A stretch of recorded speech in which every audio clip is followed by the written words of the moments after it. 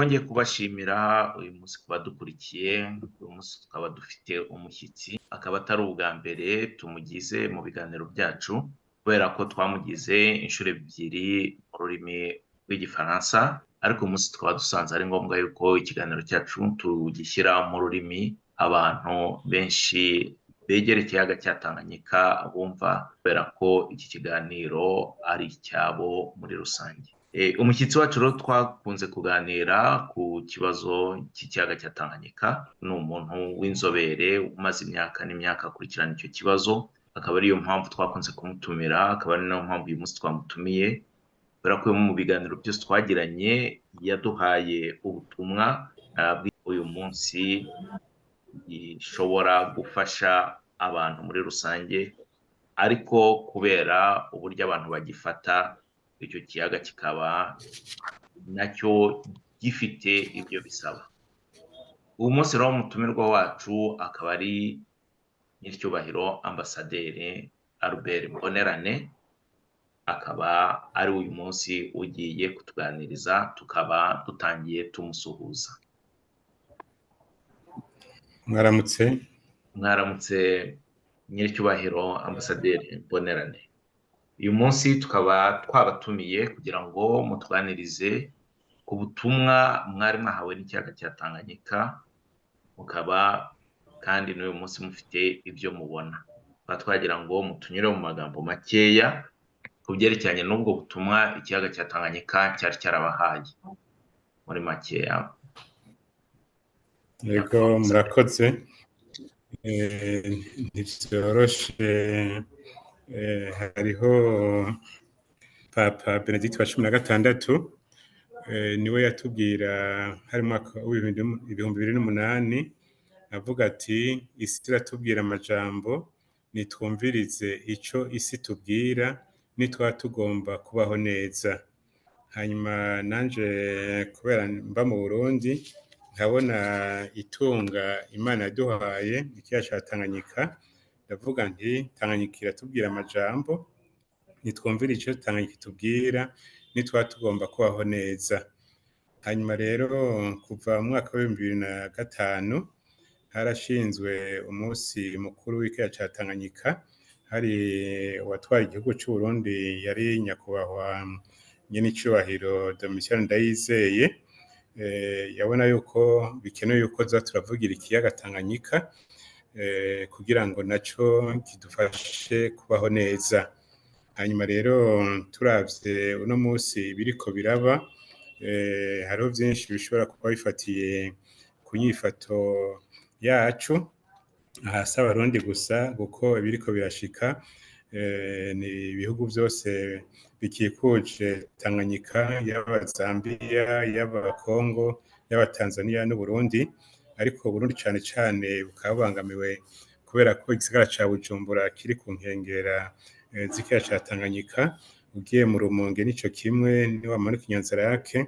Ariko ivyo turiho turaba uno munsi, hari umugenzi wo muri Congo avi Kalemi, nawe yambwiye yuko muri Kalemi naho nyine ibintu bitameze neza, ugiye Buvira naho nyine ntibimeze neza.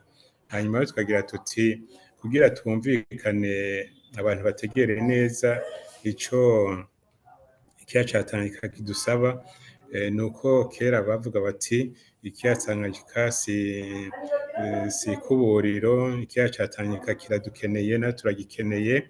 Urumva rero nico twokwita mu gifaransa la cohabitation pacifique. Hanyuma rero aha turiko turabona ibiriko biraba muri kino gihe, iyi myuzurira, umudugo w'amazi y'ikiyaga ca Tanganyika, kumbure abakiri bato ntavyo bazi, mugabo biranditse. Ikiyaga ca Tanganyika amazi yatanguye kuduga, imyaka yanditse ni 1878. Hari abamaze kumva bavuga ngo Stanley na Livingstone, hariho n'ibuye rihari ryerekana aho bagarukiye muri ico gihe. Hanyuma Tanganyika irasubira tekana, iza gusubira kuzura hashize imyaka 60, ni ukuvuga mu 1938. Hanyuma ivyononekara muri ico gihe ni bikeya, kuko nta bantu benshi mu Burundi bari bwaje kuba ku nkengera z'ikiyaga ca Tanganyika. Hanyuma hashize imyaka 25, aha tugeze mu 1963, 1964, niho rero Tanganyika yaduga cane gushika ku rugero bavuga imetero 777, akakwabu 42 gutyo. Izo metero urumva aho zashitse hari ibintu vyinshi vyononekaye. Nk'abantu bari Burundi bariko baratwumviriza, abantu baba mu Gatumba muri ico gihe umuka baravayo babazana aha mu nkengera mu gisagara ca Bujumbura bita mu Ngagara. Ariko rero ibiriko biraba uno musi biratandukanye n'ivyabaye muri ico gihe. Ico gihe bavuga yuko amezi 6 aheze amazi yarasubiye inyuma, hama hashize imisi mikeya abari bavuye mu Gatumba baca basubirayo kugira ngo babandanye babaho ko bahora babaho, baroba amafi bongera barima n'ibindi. Uno musi rero nkuko n'abahinga babivuga, amazi yatanguye kuduga buke buke hari mu mwaka w'2018, mugabo aho nta bintu vyononekaye. Mugabo mu mwaka w'2020 amazi yaraduze, abantu babona yuko hari ikintu kiriko kirahinduka. Hanyuma mu mwaka w'2021 imvura yaraguye ari nyinshi, amazi araduga. Mugabo ico tubona nuko nkuko vyagenze mu 1964 amazi agasubira inyuma. Ubu kuva mu mwaka w'2020 aho amazi yagarukiye yaciye igumira ngaho, amazi imvura isubiye kugwa amazi akaduga akaguma ngaho. Ubu muri uno mwaka w'2024 amazi yaje asanga yari asanzwe atigeze asubira inyuma. Nico gituma rero umudugo wabaye muniniya ugaca ugarukira ku rugero hafi rw'ubwo twagezeko mu 1964. Muri ico gihe rero hari ubu turi mu kwezi kwa kane. Muri ico gihe itariki 22 z'ukwezi kwa kane mu 1964 haciye haba inama ihuza ibihugu vya Tanzania, Zambia, Congo n'Uburundi kugira barabire hamwe ingene mu nyuma bokwikingira ibi vyatwa nk'ivyo hamwe amazi yosubira kuduga.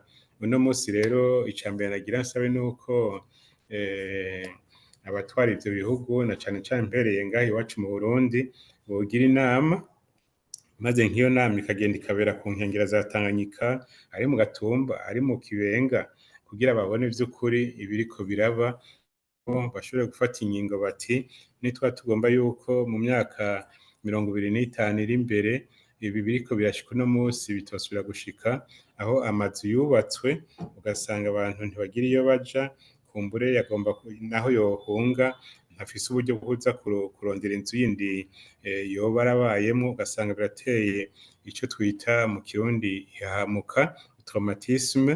Hama ugasanga imirima nabyo, je nagiye mu Gatumba ndabona inka zitagira aho zirisha, ugaca wibaza uti none abantu babaye gute? Ni ico twokwita ibintu biteye ubwoba. Mu kwikingira biroroshe gusumba kuza kwivuza.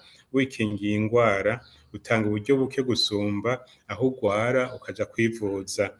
Nibi rero wubatse inzu hama ugasanga irasambutse, nta buryo buhari kugira ngo usubire kuyisanura, kandi urumva amazi gushika uno musi nta kigwanisho kiraboneka kw'isi hamubwira uti amazi ndayahagaritse. Mugabo hari ibintu ushobora kugira tuti reka dutegure gutya twikingire turabe. Nivyo rero tugeze uno musi aho ico Tanganyika itubwira nituyumvirize.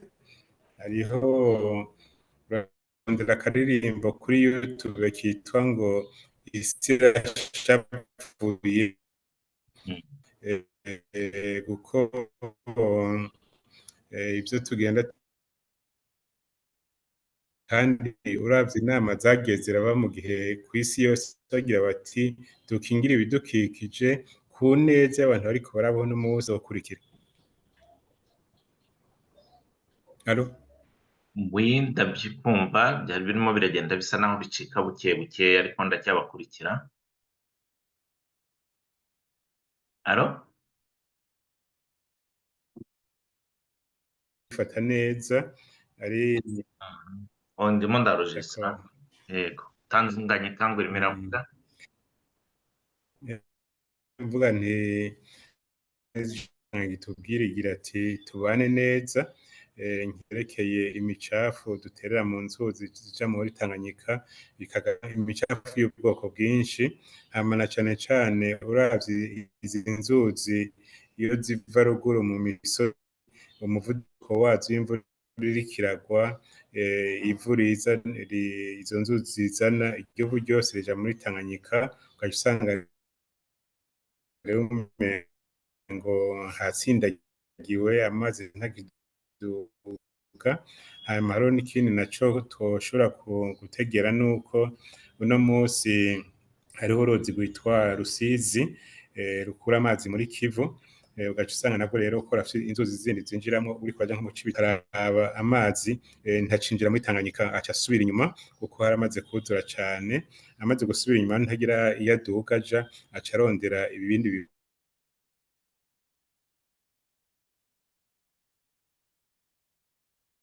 Ouais. Hari okay. ikibazo nagira ngo yenda tuse n'abagenda baganira yenda nko kuri icyo kibazo gihari tubishyire nko mu bintu by'ikiganiro yenda bisanzwe. Nk'ubwo muvuze nk'icyo kintu cy'uruzi rwa Rusizi rumanuka rukazana ibyo bitaka ku buryo rugenda rwishakira andi mayira. Icyo kibazo mubona uruzi rwa Rusizi arirwo rufite icyo kibazo, arirwo rutera ikibazo cyane kurenza izindi nzuzi mwaba muzi zinjira mu kiyaga cya Tanganyika, nyakubahwa ambasaderi?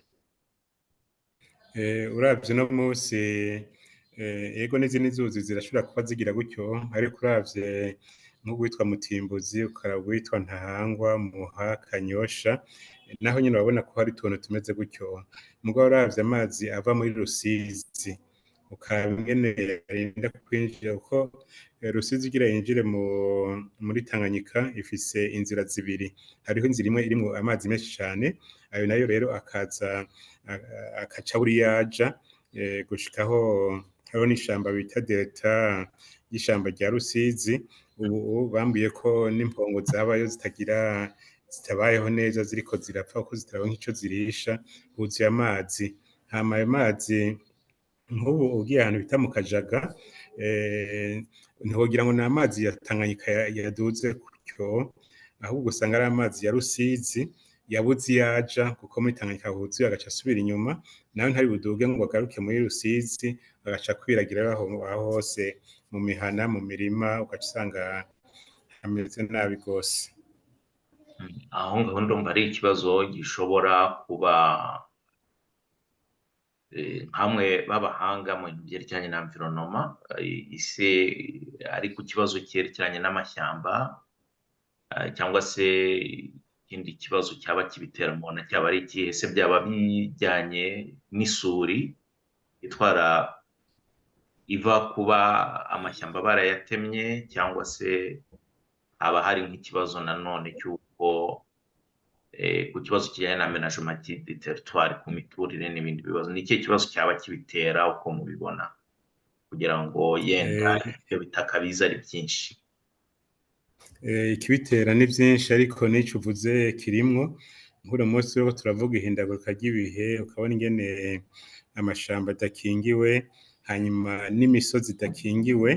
Hariho amazi y'imvura iriko iragwa mu bisanzwe aranyengetera mu kuzimu, mugabo uno munsi kubera tugenda turiko twagura aho turima tugira gutya, ugasanga rero hari ico twita mu kirundi inkukura, erosion.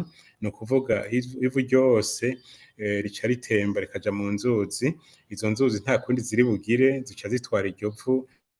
Kuvyerekeye inyishu ya leta, ico twovuga ubu kinejeje nuko akamo karumviswe, leta yaciye ku bushikiranganji bw'intwaro yo hagati mu gihugu bwaratangaje yuko ubu turi mu ngorane zijanye n'uwo mwuzure w'amazi ya Tanganyika kugira ngo leta ishobora kwegera abagira neza bafasha Uburundi barabe ingene bogarukira kuri abo bantu bahanzwe n'ivyo bibazo. Hanyuma ikindi naco nuko basaba ko abantu nabo nyene boza barategera ingene ibintu vyifashe. Turavye ingaruka mbi y'ivyo vyabaye aha mu vyerekeye ubutunzi, twogira tuti nta abahinga baraza kuvyiga ngo baharure, mugabo naho worabira kure ukabona amazu amaze gutwarwa n'amazi mu Gatumba na Kajaga, ukabona abantu bamaze kwimuka, urabona yuko ari ibintu biteye ubwoba. Hama tukabona amabarabara ariko aramera nabi,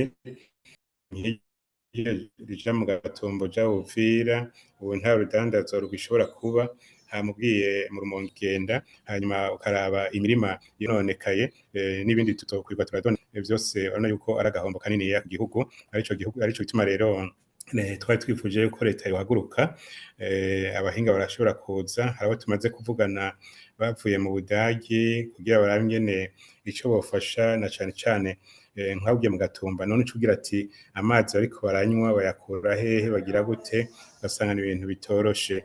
Icigwa rero twokura muri ibi nuko twogira tuti ibiriko birashika uno musi muri uyu mwaka w'2024 vyarashitse mu mwaka w'1964, noneho hokorwa iki kugira ngo ejo abarundi basubire kuja mu ntuze mu kangaratoto nk'ubu.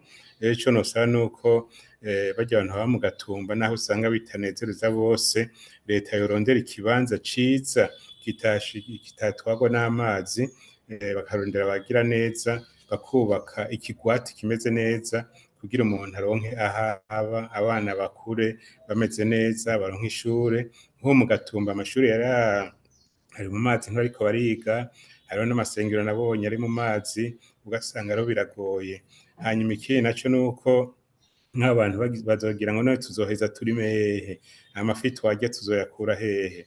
Leta yoza ikagira ati aya matongo n'aya leta mugabo murareka kuza kurima, kuko amazi umwuzure ubonetse ubaye imirima ikagenda ikamererwa nabi, sico kimwe nuko inzu wubakije amafaranga ukuye ideni wasavye mw'ibanke, ugasanga iyo nzira agiye ntugira aho asubira kuja kuba, urumva n'abana bakamererwa nabi, vyose biragoye. Nico gituma twasaba leta yuko ico gishira imbere rwose kugira ngo ibiriko biraba uno musi vyabaye haraheze imyaka 60 ntibisubire kuba mu myaka 60 canke 40 izokurikira, kugira ngo urwaruka ruriko ravuka uno musi rube mu gihugu kimeze neza, hama Tanganyika nayo kumbure izoheza yisubireko.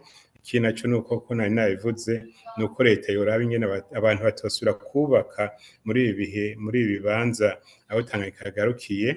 Ugiye mu iteko ry'amazi barerekana neza aho bateza kugarukira kubaka gushika ibintu bigende neza.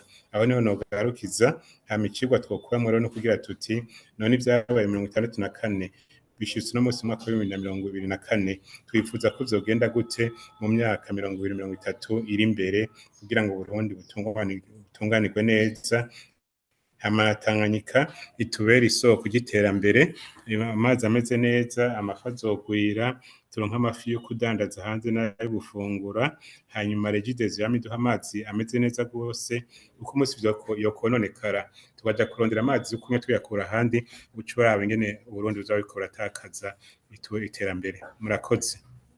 Namwe murakoze cyane nyakubahwa ambasaderi, kandi tubashimiye ko mwitabira ibiganiro byacu nk'uko bisanzwe, tukaba twizeye yuko tuzakomeza gufatanya kugira ngo dukomeze gukurikirana icyo kibazo kandi duhanahana ibitekerezo.